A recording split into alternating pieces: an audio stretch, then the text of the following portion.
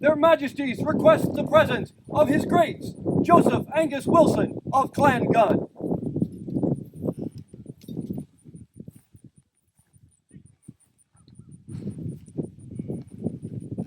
Your Majesties, at your coronation, I asked for you to do something. I am here now to ask you to fulfill what I requested. Thank you, Your Grace. As we believe this to be well and proper, we shall make it so. Harold, call the candidate forth. Their Majesties call Baron Grimmbrand. Their Majesties request the chivalry of the known world attend. Let him come in first. How about that? Sorry. I just realized he was right behind. Picked up a sword when I was young, and I will die before I'm old. Oh, raised as a warrior, fame was my father, death was my mother, bathed in blood.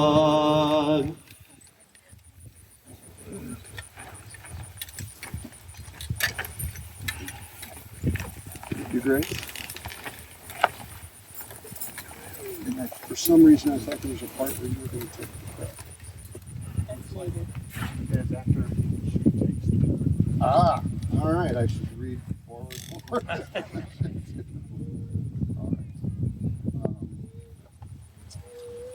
I believe we have the order assembled, Your Majesty. And who will speak for the royal peers? Wait, Marcus. Your Majesty, Yeah, will you remove the vigil's tabard? that's a, If it's not, that's okay.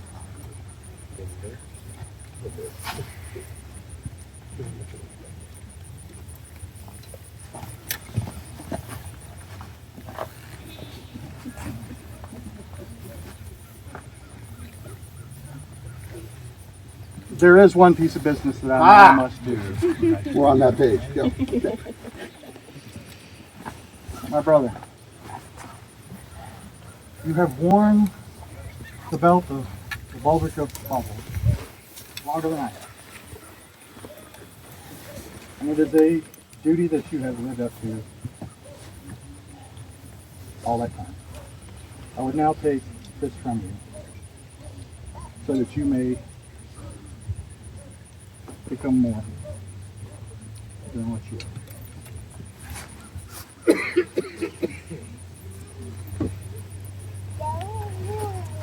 Now he is ready, Your Majesty.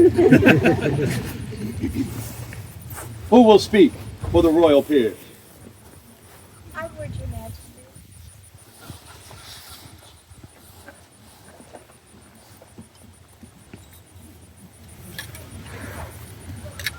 I've really been looking forward to this day. When I said I'd be here come hell or high water, I didn't realize what an obstacle course I was setting for myself.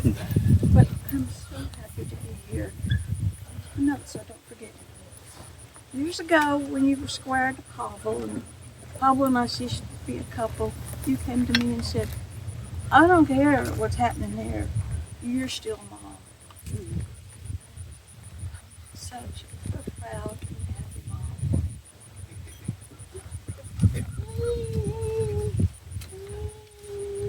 A royal peer sits on the throne for a time that is both an eternity, flash of joy. We're forever after marked with the coronet on our brows, just as you will be marked by the accoutrement of peerage. But I think I can speak for their majesties and all of the royal peers. It's not the crown on the head that makes you feel like royalty. It's being treated like royalty and being treated like me. And you've never treated me as anything less than. one thing you are known for is your quirky kindness. There are legendary stories of you popping out of the dark at people and just saying a little cool thing that makes them feel great. Now sometimes you say things like, "Hey buddy, you know where your tent is?" Because I think you've wrung all the fun out of this. And then there are times when you walked up and said, "Why, Miss Fiona, I must show you a piece of garb you've never seen before. Did you know you could put cutouts in places like that?" I knew you had to. But you always pop up and say something that makes people feel good about themselves and makes them smile. And continue to do this. Because I've learned a lot of things, and the main thing I've learned, it doesn't matter what the question is, if the answer is love, that's the right answer. You think of all your things with love and kindness, and that makes you feel, and that's why you make everyone feel like.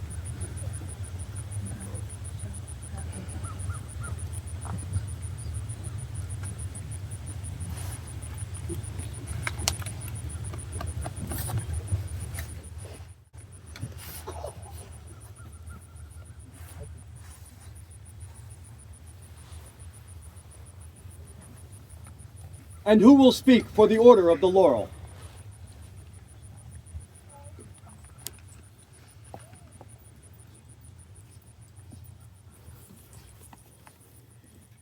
Can't look at you. The arts are considered the gentler side of the SCA. Yet, as Laurels, we are really no different from you. Laurels begin first by honing their craft and then teaching it. Masters and knights are really no different. Grimmbrand Hoonman honed his craft an age ago. And he's been teaching it ever since. Spent a better part of his life doing so. And several from who have risen through the ranks in Callantyre have learned from him.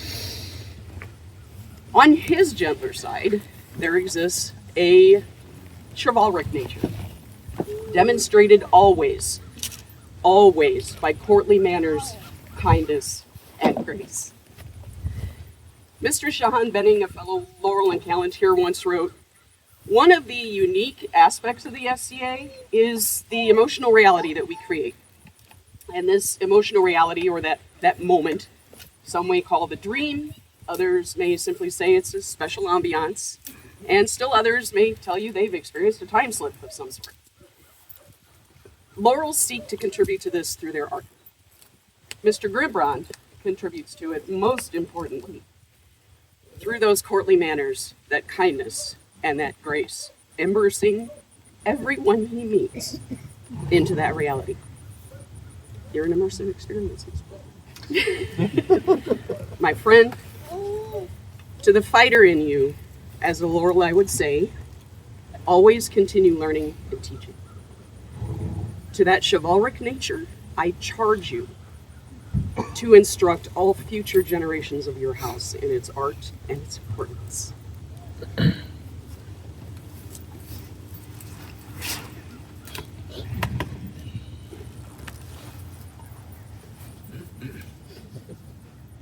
And who would speak for the Order of the Pelican? I would, if it pleases your majesties. Grimmbrand, it is a great honor to have been asked to speak as a pelican at your ceremony. As a pelican, my expertise is in service. There is nothing I can tell you about service. We've known each other a very long time. You have always been available to help any that need it. But I will warn you, the person you came into court as today will not be the person that leaves here. Very shortly, you're going to be adorned with some outward symbols, probably the most visible of the peerages. People will see you now, and they will see you differently. I will see you differently than I did before this began. We all will. Strangers, those that don't know you, will see these symbols, and they will come to you. While you've always been one willing to help people, now as well, it's going to be your duty to help people. With those symbols, people will come in. They will come and they will ask for help. They will come and they will ask for advice. Or they will just come because they want to stand next to somebody that they think is cool. Most everybody here knows how much trouble you have talking to strangers. And how you kind of really hate being the center of attention at times. You're uncomfortable with this. But again, now, aside from being who you are, it will be your job to do so. Your words at the end of this will carry much more weight than they did at the beginning of this. Anything you say, anything you do will be judged differently. Always be aware of your new standing. Always be aware of the weight of what you do now. Before, it could be hidden, could be blown off, and no more. After today, everything you do will be more visible. Just be aware of it. Congratulations, brother.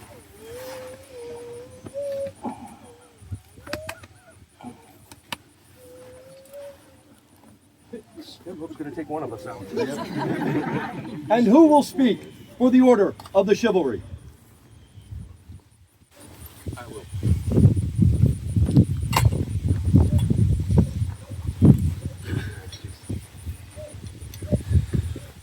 Grimmbrand,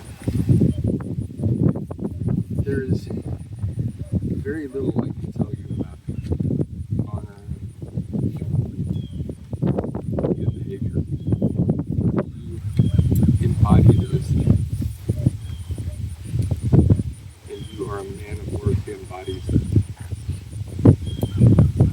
But I will tell you a story about what it means to be a part of the chivalry.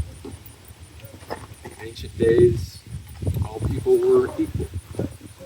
No good, no evil. But evil crept into our lands, and the strong took advantage of the weak and the innocent. And a group were put forth to protect the weak, the innocent, the downtrodden. And throughout history, various times, men have failed, and other men have stood up for what is right. Arthur gathered around him his round table. William Marshall demonstrated to us all that you can live with honor and still fight with deadly passion well into your ancient years.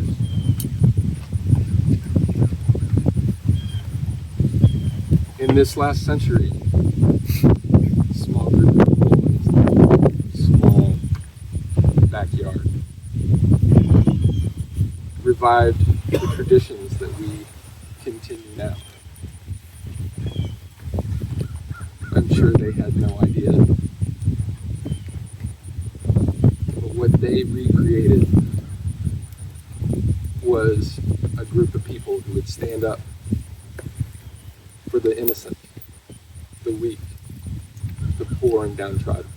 I charge you to always do this, and I know in my heart you always will.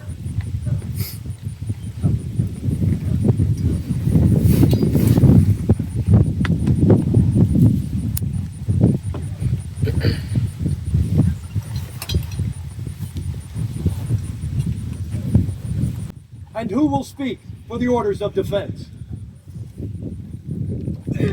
Your Majesties, with your permission, while I am not a master of the Order of Defense, you have raised me as a huskarl.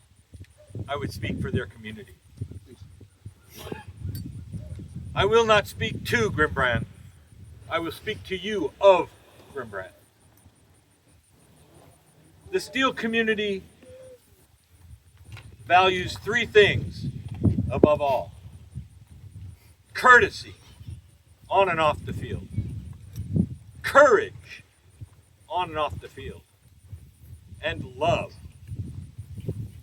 This man embodies all three of those virtues as much as anyone else in this kingdom. He loves Callantyre. He is courteous to all. and he is a lion on the field. It is my honor to attest to this man's right to this accolade.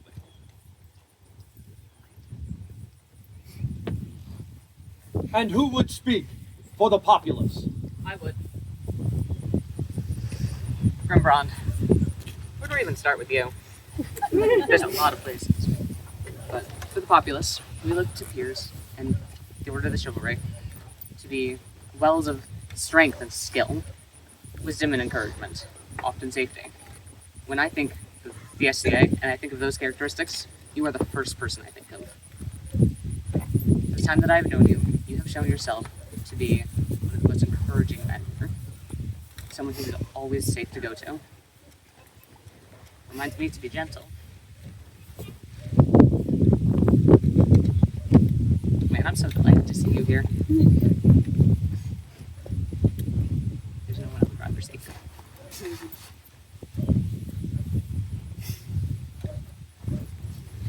You're my favorite war, Papa.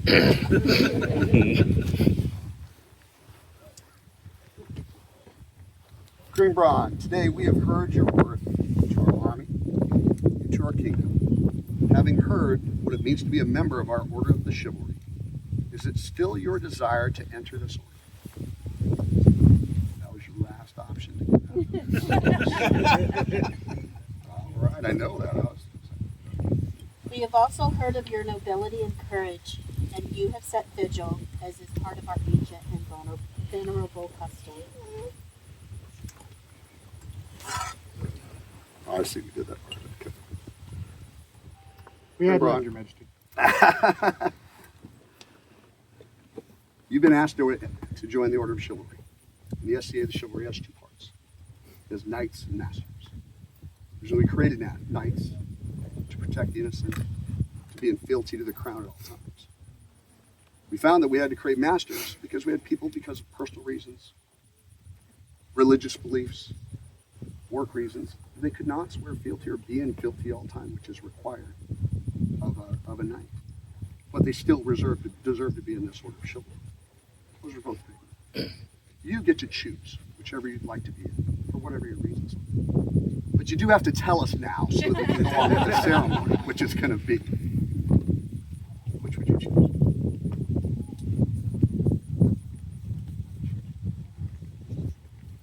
This pleases me greatly.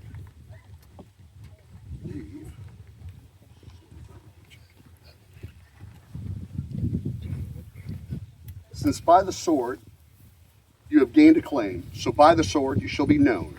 Good members of the chivalry, does his lordship have a sword to offer in service to crown and kingdom? It does, Your Majesty.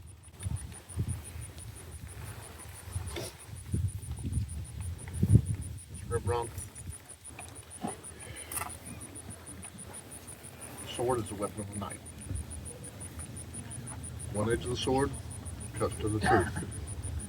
The other edge dispenses the king's justice. The scabbard counsels mercy.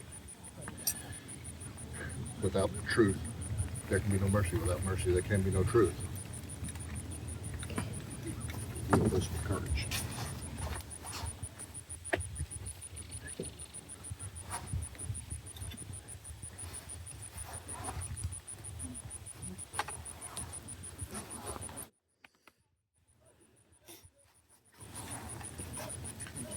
Know also that your sword must ever be offered in the vindication of innocence and the defense of virtue.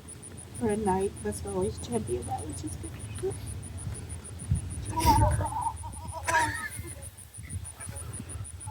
Are there spurs for the candidate? There are. Your maid. That will make it easier for them. Grimmbrand. The spurs are the symbol of chivalry's connection to horses, equestrian arts. The touch of the spur will goad the war horse into the center of the fight, the place you deserve to be, where you have consistently led and we have tried to follow. The spurs also represent the mastery of oneself.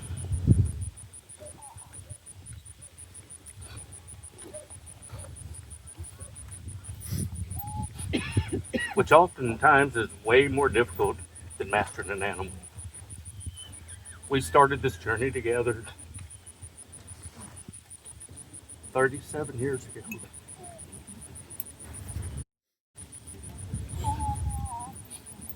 I know this will never happen, but if you fail this order and bring shame upon it, I personally will strike these from your heels and wear them in shame on my belt, but I know that will never, ever happen.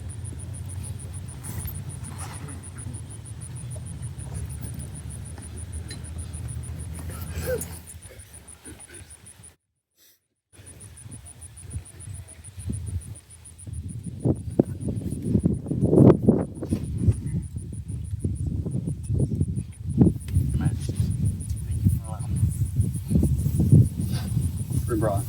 Know that to be a knight is to exemplify to all people the courteous graces and to aid all who turn to you in need. The belt we will present to you. Let the belt that we present to you, the belt of white, let it be a symbol of all things innocent and pure. Who will speak for the belt? I would, Your Majesty.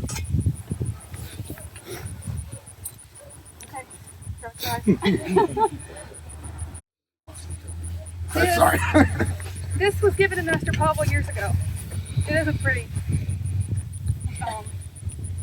There's breath stains on it from him. There's stains on it from Joe. It tells your story. It can also tell a lot of stories. Probably a bunch of them started out with no shit, there I was. No doubt.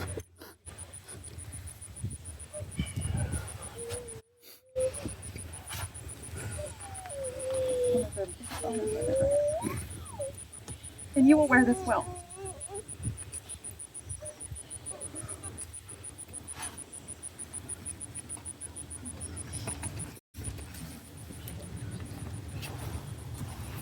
Is there a cloak? There is, Your Majesty, if you will allow us. What does a cloak represent? If you look that up, there are many things that a cloak represents. But to me, it seems most fitting with his motto, "Ego sum pastor." Drix, you can correct me later. Or, "I am a shepherd." So, a representation of a shepherd, they're protective, they do sacrifices, they're caring, both to their flock and others. So a cloak, it is there to protect against the wind and the rain. It is there to lay down on the ground, both under or on top of, for protection for himself or for others and anyone in his flock. Thanks, sir.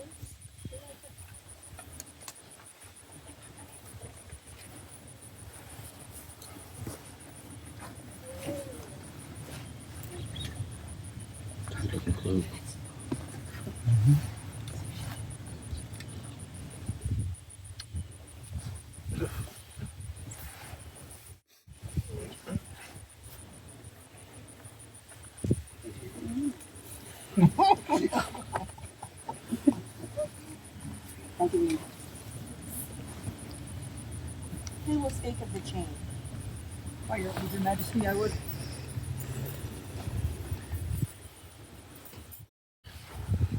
Grimmbrand, this is the chain of a knight, but it is also the chain of a master-at-arms. For this was Pavel's. From Pavel it passed to Duncan McTorkle, from Duncan McTorkle to Seamus, and from Seamus to me. This is now your chain. In a moment, you'll swear your unbreakable oath on it.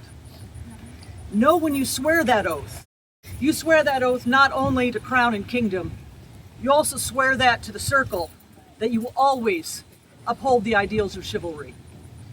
You swear that to the peers, that you will always be an example. You swear that to that young artisan who just needs an encouraging word. You swear it to that goop that needs cherishing. You swear it to that young person that just needs a sympathetic ear maybe an escort home. You swear it to all the people of Callantyre and of the society. For being a knight, for being chivalry, is a great honor, but it's also an encumbrance. So let the weight of this chain, of this encumbrance, remind you of that unbreakable oath.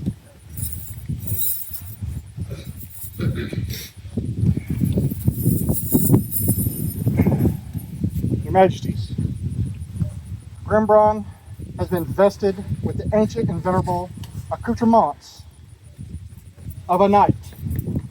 Will you bestow the accolade upon him at this time?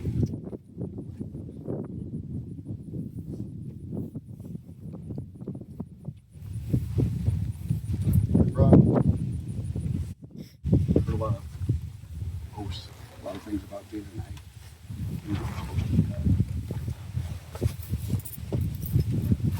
Let this be the last blow you ever see. Just keep it as a remembrance of why you're going to do all those things. Huzzah. Sometimes was a little tough for you. That was for Pavel. Did I skip it? Oh, the dubbing. Oh, hey, we skipped that part. What's that? You're fine, Your Majesty. The deal. Everything's well out of order. That's the accolade part. It all happened in the end. We get to hit him again.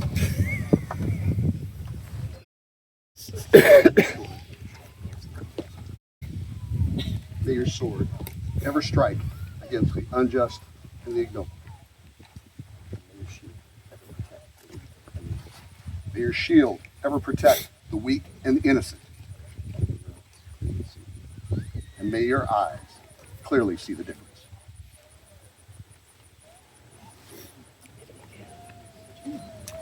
I just realized this time we would hear your oath of fealty, but we don't have the oath. What? You get an opportunity.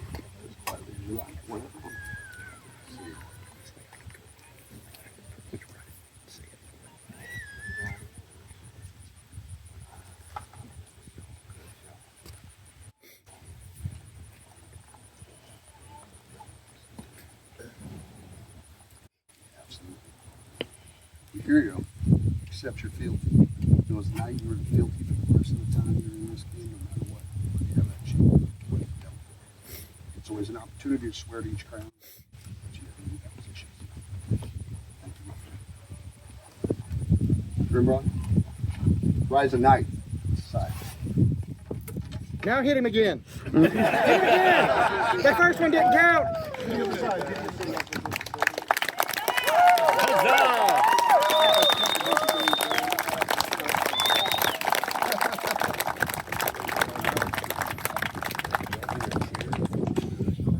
Called evermore to the southern war's breach, the marcher lord journeys home once again.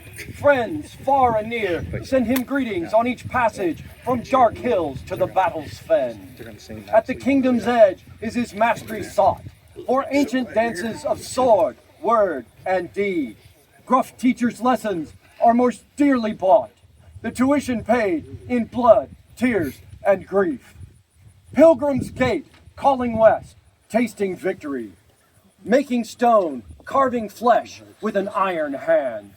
Mountain Empress recites on loyalty, herds of steeds gather in the dreadful land. Lord Grimmbrand, his story here retold, in Callantyre chivalry we enfold. Text by no one of repute, scroll by Tatiana Hugon.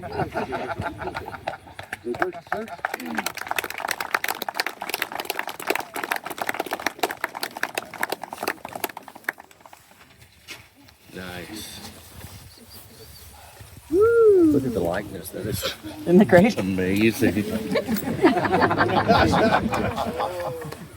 Okay, thank you.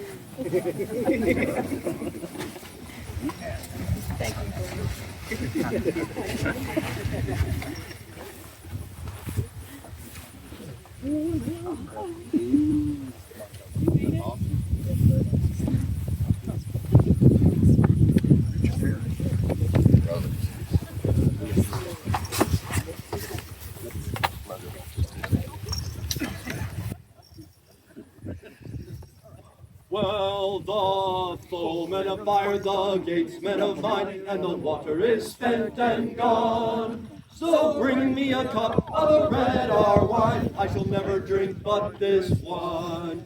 And bring my harness and saddle my horse, and lead him around by the door. He must make such a leap to the night perforce, as a horse never took before. I have fought my fight, I have lived my life, I have drunk my share of wine. From Trier to Cologne was never a night, let a merrier life than mine. Well, I've lived in the saddle for years to score, and if I must die on a tree, this old settled blow that has borne me of yore is the properest timber for me. So tell to Bishop, to burgher, and priest how the altered hawk can die. If he smote the old falcon out of his nest, he must take to his wings and fly. I have fought my fight, I have lived my life, I have drunk my share of wine. From Trier to Cologne, 'twas never a night lived a merrier life than mine. So he harnessed himself in the pale moonlight, and he mounted his horse at the door. And he drank such a cup of the red our wine as a man never drank before. And he spurred his old war horse, held him tight, and left him over the wall. Out over the cliff, out into the night, 300 feet to fall. I have fought my fight, I have lived my life, I have drunk my share of wine. From Trier to Cologne, 'twas never a night, lived a merrier life than mine. He was found next morning below in the glen, with never a bone in him whole. Say a mass or a prayer, good travelers all. Oh, such a bold rider's soul. I have fought my fight, I have lived my life, I have drunk my share of wine. From Trier to Cologne, 'twas never a night, led a merrier life than mine.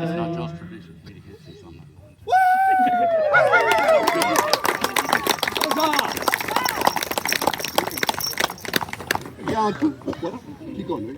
Counselor, we will have another court this evening, and at that point, anybody who would like to swear fealty, we will, because we are missing our normal, we didn't bring all of our oaths, but we'll bring everybody up at once. If anybody hasn't had a chance to swear fealty, we'll do that. So just to let everybody know, thank you very much. And I believe we're going to go on with the rest of this wonderful day, and have a great time.